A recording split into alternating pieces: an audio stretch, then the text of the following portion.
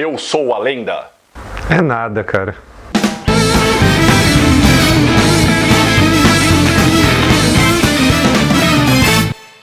E aí, pessoal, chegando com mais um Formiga na Tela, videocast semanal do formiguaelétrica.com.br. Hoje para discutir um classicaço do horror / ficção científica, que é Eu Sou a Lenda, de Richard Matheson, escrito em 1954, que já foi para o cinema 3 vezes, 4 se nós contarmos um obscuro curto espanhol de 1967, mas o livro, apesar da sua longevidade, ele continua contundente para os dias de hoje, continua uma leitura muito bacana e uma leitura muito, eu diria que apropriada para tempos de ignorância que nós vivemos hoje, né? Eu gosto do livro, assim, para mim ele é um livro, você falou que ele continua atual, para mim ele é um livro atemporal, né? Principalmente porque ele tem esse caráter, apesar de ser uma ficção científica, apesar de ter um teor crítico, né, como toda boa ficção científica, você falou, né, 1954, era áurea, né, da literatura de ficção científica, mas ele tem um teor, um caráter meio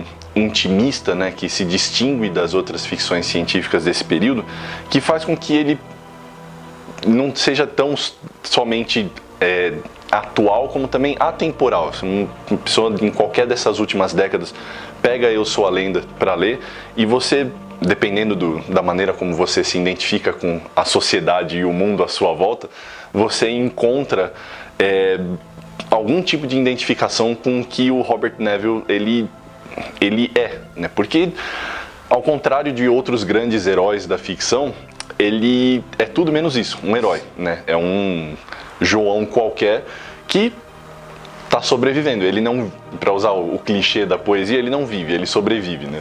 Sim, exatamente. O legal é a gente contextualizar para quem conhece, né? E talvez, infelizmente, conheça Eu Sou a Lenda somente pelo filme do Will Smith, né?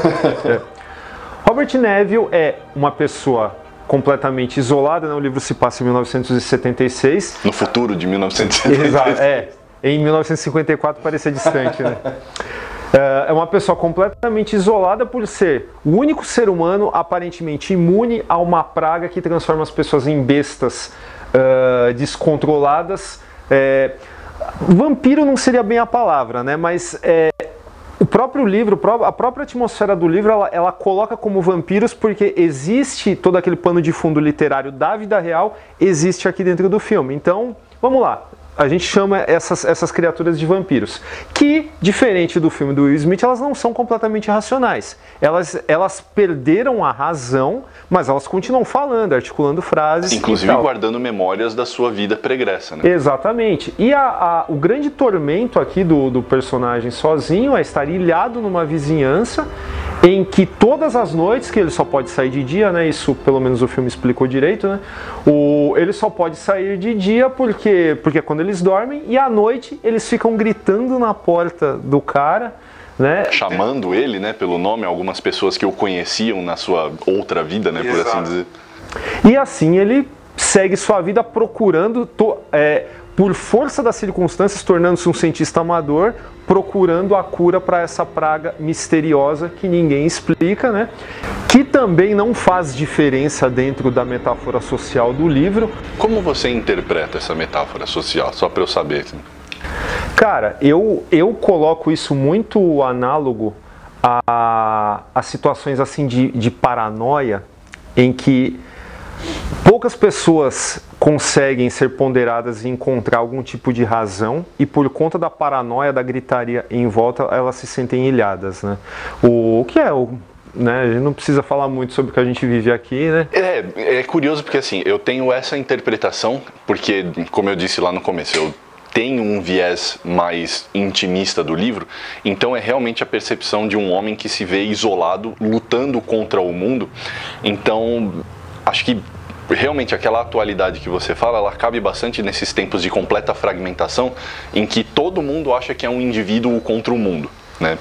Mas também tem aí um outro subtexto que eu acho bastante interessante, porque, assim, né, tem o lado historiador que sempre acaba falando de alguma forma, que é, poxa, a gente tá falando de 1954 e tal, início da Guerra Fria, aquela coisa das ideologias se polarizando, e você tem a figura de um sujeito que eu tenho essa interpretação muito por conta do final, que eu não vou dar spoiler, tá? Mas porque puta final do cacete. É um dos melhores, acho que, da literatura fantástica. Com certeza, cara, assim, sem dúvida nenhuma. Se em algum momento você achar que tá cansando, que você quer parar, não pare, cara. O final do livro, é raro a gente dizer isso, inclusive, mas o final do livro é uma das melhores partes do livro.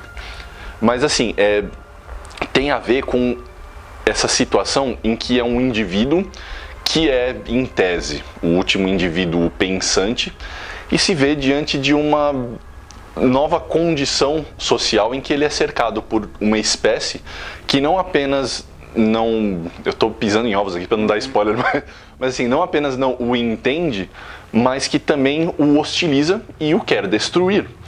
Então assim, você imagina um cidadão americano em plena paranoia da Guerra Fria, aquela coisa da propaganda americana do macartismo, você está cercado de comunistas, denuncie seu vizinho comunista, e que não é diferente de uma situação que nós vivemos análoga em alguma medida hoje, né, em que existem nós e os outros são os inimigos que nós temos que destruir.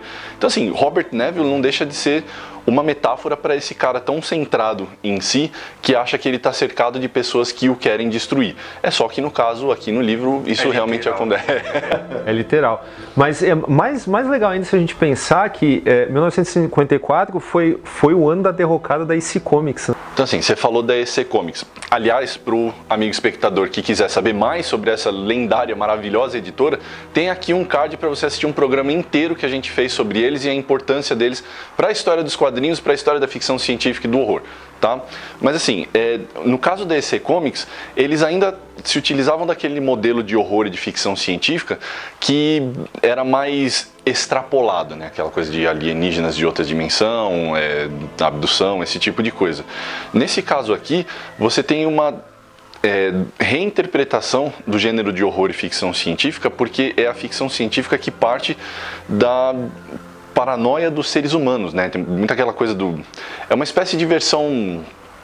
Ele vai mais ou menos pela mesma linha do Invasores de Corpos, em que o inimigo é a pessoa ao seu lado, mas eu acho até de uma maneira mais interessante porque o coletivo dos vampiros, e eu acho que o fato deles serem sanguessugas tem aí pelo menos um subtexto bem interessante para ser trabalhado, transforma tudo isso em algo mais relacionável, em algo mais identificável, porque tudo se entra na figura do Robert Neville.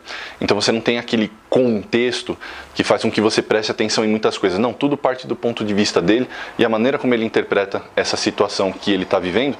Então o horror dele também é um horror intimista. E que, né, você fala assim, talvez não sejam exatamente vampiros.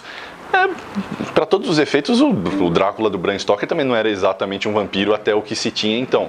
O que eu acho, inclusive, mais legal também do Eu Sou a Lenda é você pegar esse arquétipo que nos anos 50 já estava até meio cansado, né? Porque, enfim, o Drácula do Bela Lugosi tinha estabelecido o modelo padrão de como todos os vampiros deveriam ser, e tinha sido até então, e o cara oferece uma nova perspectiva disso também. É impressionante o tanto de coisa que a gente já falou sobre ele, e é um livro de 120 páginas, né? Sim, sim, cara.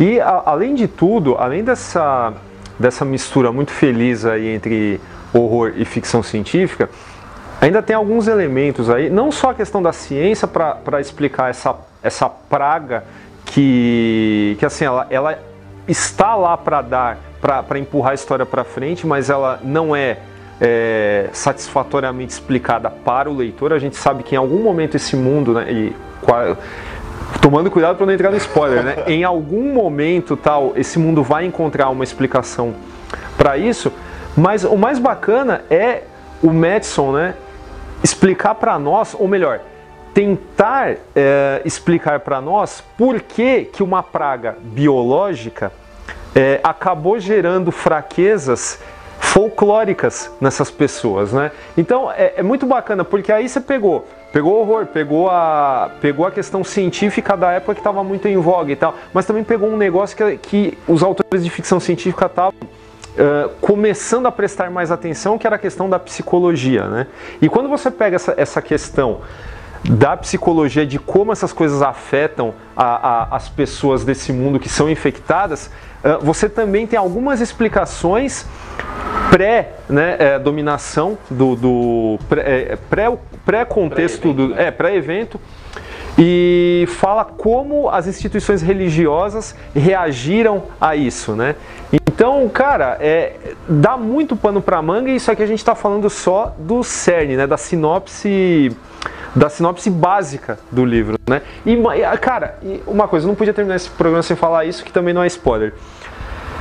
Quem gosta de cachorro se emociona absurdamente aqui. Esqueça, se você tá pensando no filme do Will Smith, esqueça. O cachorro, no final das contas, isso é uma interpretação para colocar agora, mas assim, o cachorro é o único verdadeiro herói dessa história, porque ele permanece puro, ele é a âncora do Robert Neville não é numa sanidade, porque a sanidade dele já tinha ido embora desde que o livro começa, mas assim, ele mantém uma espécie de preocupação moral com a vida. É ele que nos lembra, essa relação com o cachorro, que nos lembra que o Robert Neville, apesar de ser um João Ninguém, apesar de ser um homem ordinário, ele é um homem ordinário relativamente bom. Ele tem alguma preocupação com a vida, algum impulso que ainda o dirige a preservar as coisas e não necessariamente destruí-las. Eu estou me referindo principalmente às relações que ele mantém com alguns dos vampiros que ainda se lembram do que ele era em vida, né? Mas isso você vai precisar entender lendo o livro. Mas assim, essa figura do cachorro, a gente está falando assim, parece que ela aparece no meio, porque é o que acontece no filme, né? Ele simplesmente aparece no meio da narrativa e cria um momento emocionante e depois se acaba. Não, existe uma função narrativa para ele no livro, que é externar para o leitor um aspecto do Robert Neville que o torna moralmente identificável com o leitor, e não somente dentro desse contexto psicológico paranoico que você mencionou, ou esse subtexto possível político que a gente entendeu também. Né? Sobre a construção psicológica aí do personagem, eu acho muito bacana. Você falou, a sanidade do cara já tinha ido embora na hora que nós começamos a acompanhá-lo aqui.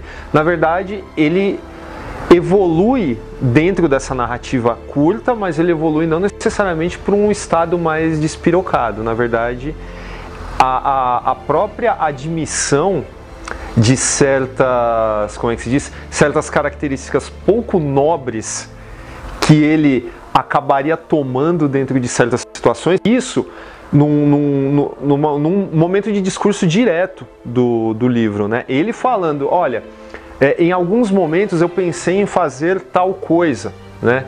E aí, nesse momento você sabe do que eu tô falando, né? Sim. E, cara, isso é um negócio que, sei lá, se você falar para qualquer outra pessoa, se você descrever os sentimentos desse personagem para uma pessoa que nunca leu o livro, talvez ele fale, nossa, mas que nojento e tal. Mas quando na verdade você lê o livro e entra na cabeça do personagem, você percebe que aquilo é tudo muito natural de acontecer. E escrito em 1954, cara, um protagonista que admite esse tipo de fraqueza, escrito por um autor norte-americano, hein? Não é nem europeu, cara. Mas apesar de ter todas essas sutilezas europeias, o cara é norte-americano. Cara, eu acho que, sabe, já é motivo suficiente para qualquer pessoa ler esse livro, né, cara? Você falou uma coisa agora, essa situação do homem ordinário, é como a gente disse até agora, ele representa